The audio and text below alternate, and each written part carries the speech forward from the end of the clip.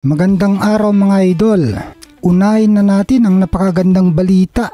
Live at pre ngayong linggo ang Undisputed Showdown sa pagitan ni na Japanese pound for pound superstar Naoya Inoue at Murodjon Akhmadaliev. Streaming live sa Pilipinas via Top Rank Facebook at Top Rank YouTube channel.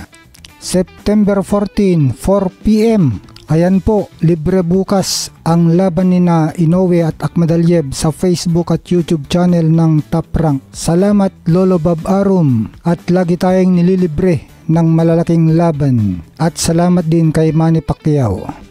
At naganap na rin ang weigh-in nila kanina mga idol. Parehas silang pasok sa 122 pounds division. Tumimbang si Inoue ng 121.3 pounds at si Akhmadaliev ay 121.7 pounds. Mas mabigat ng kalahating libra itong sa Akhmadaliev kay Inoue. Kaya naman tuloy na bukas mga idol ang bakbakan nila para sa Undisputed Super Bantamweight title.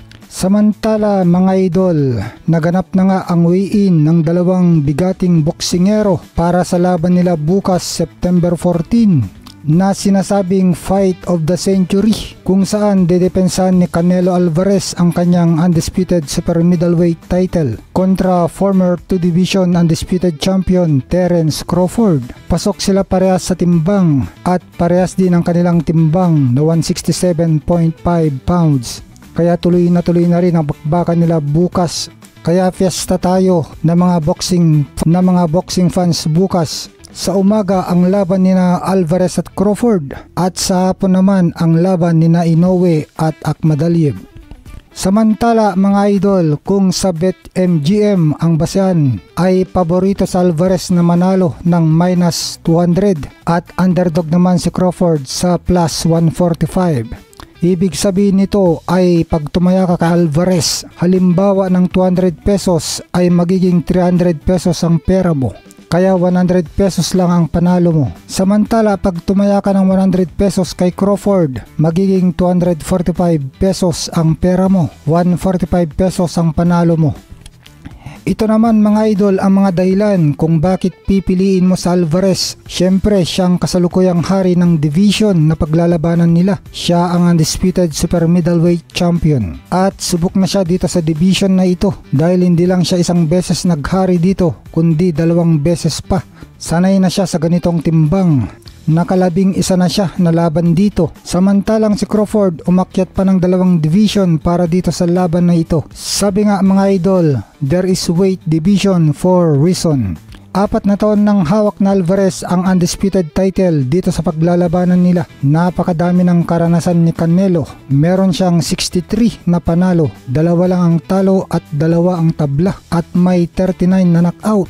Ang kanyang 2 talo ay mula kina Mayweather noong 2013 at kay Dimitri Bivol noong May 2022. Pero kahit mas marami siyang karanasan mga idol kaysa kay Crawford, mas bata itong sa Canelo ng 2 taon. Sa edad niya na 35 at si Crawford ay mag 37 na. Kasama pa rin sa Alvarez sa kasalukuyang pound for pound best fighter ng Ring Magazine kung saan nasa number 8 spot siya. Meron siyang 62% knockout percentage. Samantala mga idol, bakit dapat naman natin piliin si Crawford? Napanalunan ni Crawford sa huling laban niya ang WBA Junior Middleweight at WBO Interim Junior Middleweight sa isang unanimous decision na panalo kontra kay Israel Madrimov noong August 2024. Siya ay dating 2-time undisputed welterweight at junior welterweight champion. Layunin niya na maging kauna-unahang male boxer sa 4-belt era na maging undisputed champion sa 3 weight classes. Siya ay kasalukuyang number 3 sa Ring Magazine pound for pound best fighter. May record siyang 41 wins, walang talo at 31 knockouts. Meron siyang 19 wins, walang talo at 15 knockout sa world title fight. At meron siyang 76 knockout percentage. Mas mataas ang porsyento niya sa pag-knockout ng kalaban kaysa kay Alvarez. 14 sa huling 16 fights niya ay via knockout.